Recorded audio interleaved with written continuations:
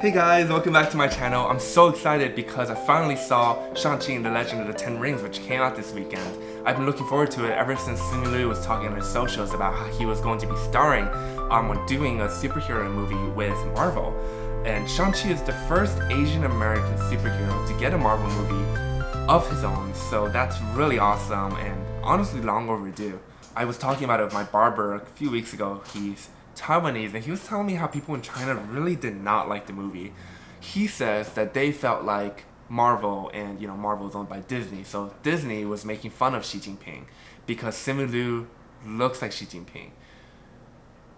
Which I'm just like, what? First of all, if Disney wanted to do that, wouldn't they make Simu play the villain and not the hero? Second of all, we're talking about Disney here. Bottom line, profitability Disney. Like, they could give a rat's ass about moral rights and wrongs. If there's money to be made in China, they will cater to the Chinese audience. Disney has no interest in making political commentary that isn't profitable to Disney. Just an example of that, do you remember the outrage around the Mulan movie? But despite all of that, Shang-Chi did really amazing in its box office opening weekend, which is great because it shows that representation, Asian representation is financially viable, yada yada yada. But that's not the focus of today's video. What I really want to do today, I want to give you guys my honest opinion of the movie as well as a gay Asian American. So let's get right into it, right? The good, right? All around, really stellar acting. I mean, especially Tony Leung, who really sells his role as a good dad turned bad, right? He may not be really well known in the American movie scene, but he's a very successful and well-recognized actor in Hong Kong. It's also nice to see Awkwafina play a romantic role. She's always kind of playing a comedic side character sort of a role, such as like she did in Crazy Rich Asians, which, don't get me wrong, she does it really well. She's freaking hilarious, and all the movie humor is really on point. What is your name change logic? You going into hiding and your name is Michael, you want to change it to Michael. That's not what happened. It's like, hi, my name's Gina, I'm gonna go into hiding, my new name is Gina. That scene, I freaking died. The highlight of the movie though, and I think everyone really would agree with this point, is the action. And wow, was it superb. It was really, really well done. I was grasping a way to sum it up or describe it, and the closest thing I've come up with is non-cringe wushu. So if you've ever seen wushu movies, it has like people flying with swords, attacking each other in the sky, like battling it out in midair, and it's all very, very dramatic and fantasy-esque, but that also makes it kind of cringy. Like, just the dramatized action bits are a little bit, This movie, Shang-Chi, was able to take all of that, remove the kind of over drama, but also make it still look super cool, inherently wushu, and really, really badass and fantasy-esque. Really, this movie is worth watching just for the action. Finally, let's talk about plot. And I have to say, there are goods and bads. The biggest letdown in this whole movie is Xia Ling, Shang-Chi's sister. I was so ready to stand her. She's such a badass, and she has some of the most clever and powerful lines in the entire movie. So for some background, she grows up in a very patriarchal home, right? Her father is focused on Shang's training and neglects hers simply because she's a girl.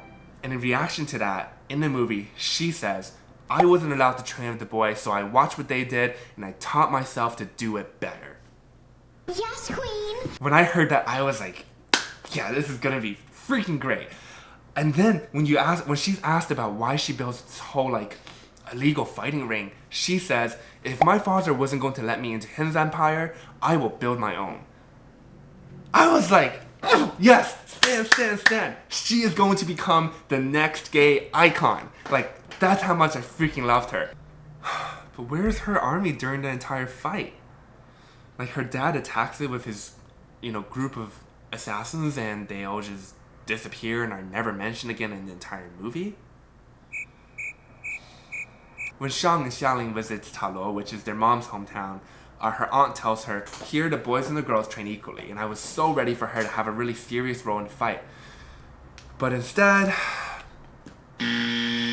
why did he make her a damsel in distress in the end, where Shang is forced to choose between her life and saving the world? it was nice that they gave Katie some character development by having her play a pivotal role and, attacking the evil dragon and giving Shang an opportunity to strike.